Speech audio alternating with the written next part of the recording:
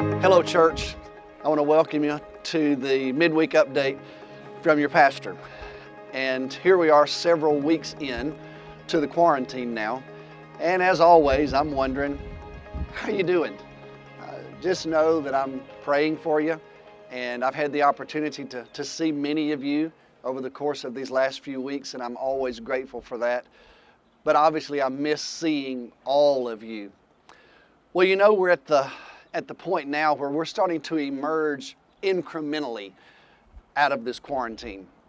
And I know a number of you are asking and you're wondering, just like we talked about last week, so when can we be back at church again? When can we be back in our buildings and our facilities and meeting in our sanctuary? How's it going to go? When will we start? How many of us will be able to do it? Well, here's an encouraging word to you. I want you to know we have two staff teams, as I mentioned last week to you, that are hard at work. One of those is a team that I'm calling FBCA Next. And that team is just exploring the long-term effects that we believe this particular crisis may have, not just on our church, but on our society at large. And we're trying to evaluate exactly how we might be the most effective church we can be in the era on the other side of this pandemic. The other team is our transition response team. That's the team that's developing guidelines and plans in concert with our church leaders that will allow us to begin incrementally coming back to our campus. So with that said, I'll give you one example that we've already decided that we believe is a good step in that direction. This Saturday, we're going to host a Mother's Day photo shoot right here where I'm standing. From 10 to noon, we want to invite you to just come. You don't have to register for it. Just come, and we'll invite you to just stay in your car, and you'll get in line here in the Children's Building parking lot. We're going to have a number of staff members here that day to guide you through it. We're going to ask you to stay in your cars, and then we'll bring you right up here to the front of the line, and that's when you'll be able to get out of the car, and we'll take you to our photo booth, and our team will be here to snap that Mother's Day photo of your family.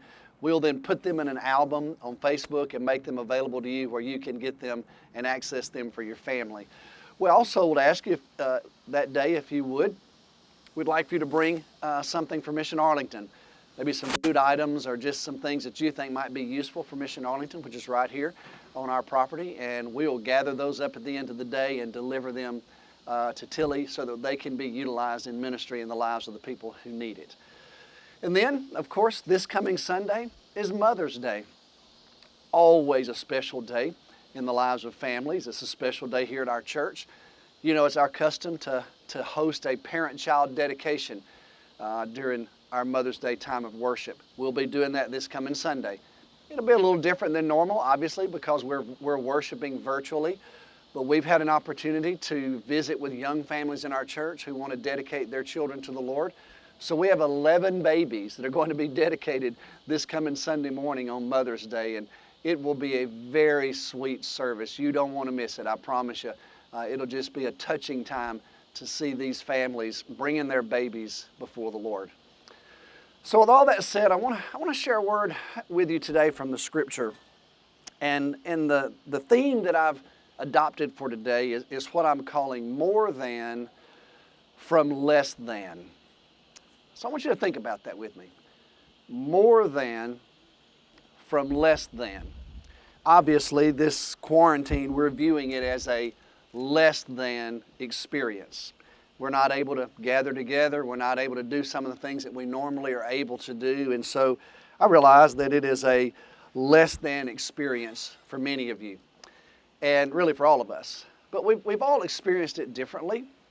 I would say probably the way we've experienced this quarantine time probably depends upon what our life was like prior to it.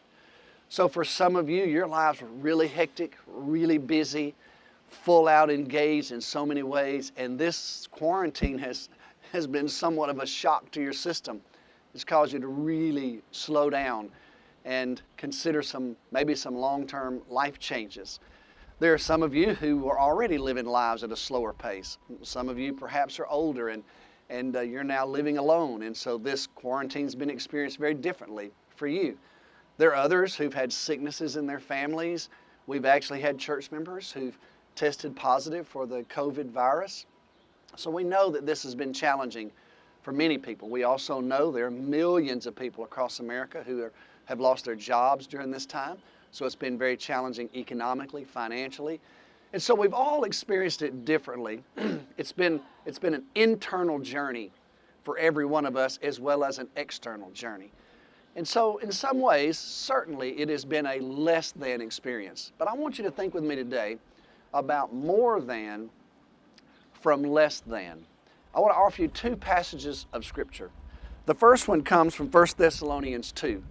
In 1 Thessalonians 2, verse 17, Paul says this. He says, "Brothers and sisters, when we were orphaned by being separated from you for a short time, in person, not in thought, out of our intense longing, we made every effort to see you. For we wanted to come to you. Certainly I, Paul, did, again and again. But Satan blocked our way." Now, if you know the story of Paul's relationship to the city of Thessalonica, this will make sense to you.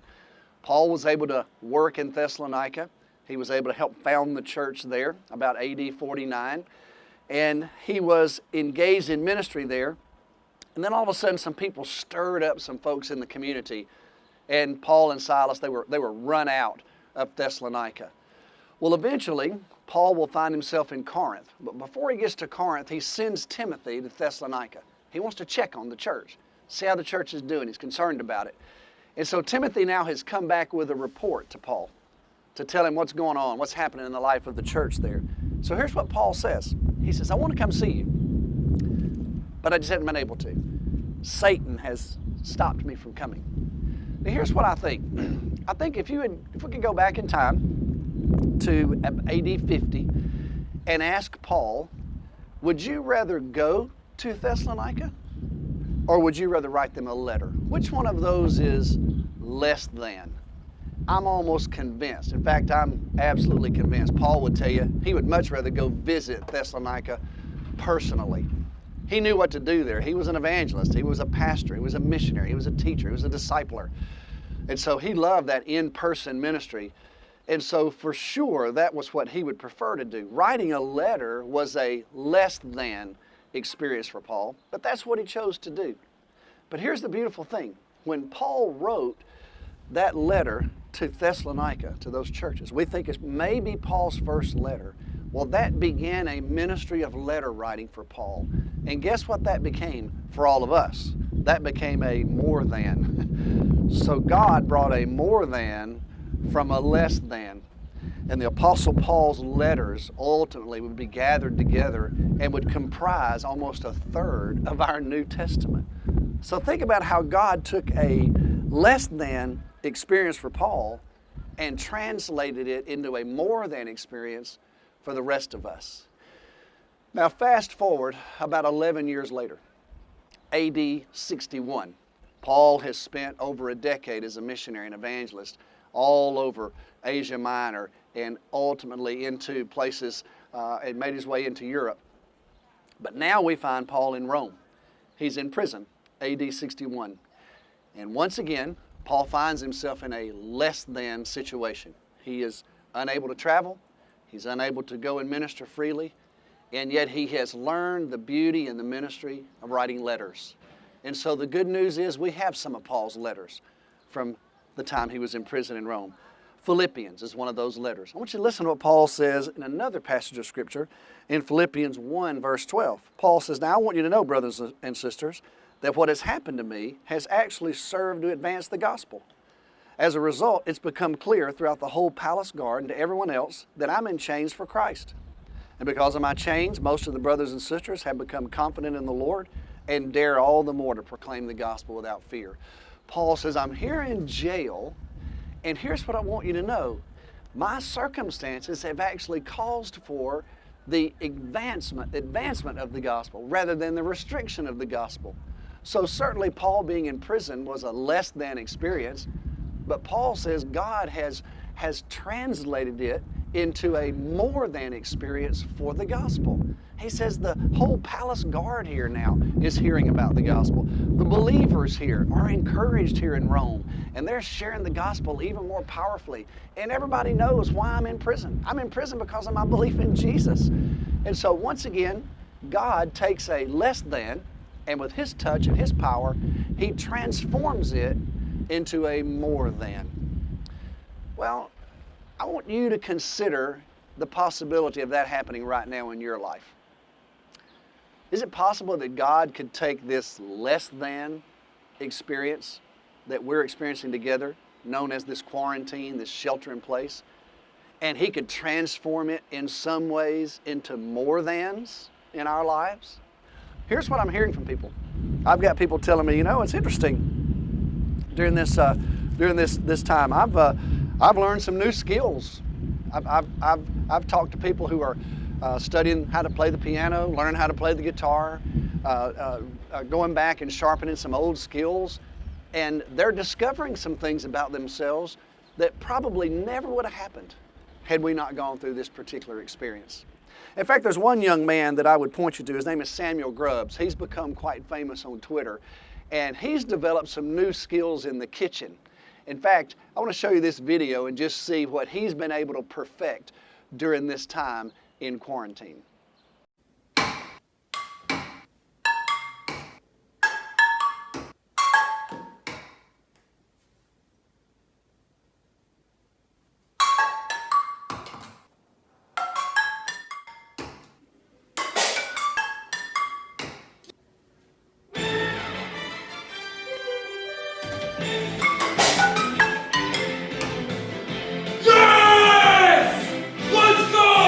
Wow, I don't know what you've been doing in your kitchen. We mostly cook in ours, but Samuel has perfected this incredible skill. He said it took him over 1,500 tries to get it right. Well, some of you right now are perhaps perfecting some new skills. Maybe you're reevaluating your life during this quarantine.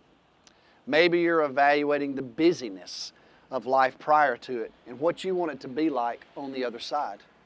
Maybe God's been using this time in your life to reconnect you to some people. I've heard that from a number of our church members. Maybe you're spending more quality family time together. Maybe you're making Zoom calls now to extended family members and you've never done that in the past, and now you realize what a cool thing that is. And it's something you ought to be doing now from now on. Or maybe you've recognized the value of staying in touch with other people, friends in the community, checking on neighbors, or staying connected to church members, ministering to people who are vulnerable. Maybe you have just found that there are some things that God has brought out of this crisis in your life that are actually beneficial. So here's what I would say. If you've experienced some of this more than from less than, I'd like to hear about it. So why don't you write me? I'd love to hear from you. In fact, I'm collecting some of those stories. And so you can write me. My email address is here on the screen, dennis.wiles@fbca.org. And let's see how God might use them in our lives as we emerge out of this crisis in the future. Obviously, we also want to make sure that if you're in need right now, if you're experiencing some things that you just wish the church knew about, well, we want to help you. Of course we do. You can call the church office. You can call the number on the screen. You can also send us an email at help@fbca.org. And if we can help you, we sure want to try. As I've said to you several times, we can't do everything for everyone, but we can't do anything for anyone if we don't know about it. So let us know if we can help you. Well, again, I miss being with you, but I'm so glad we have this medium to where we can stay connected and continue to be a part of each other's lives. And so I love you, I'm praying for you, and I hope to see you soon.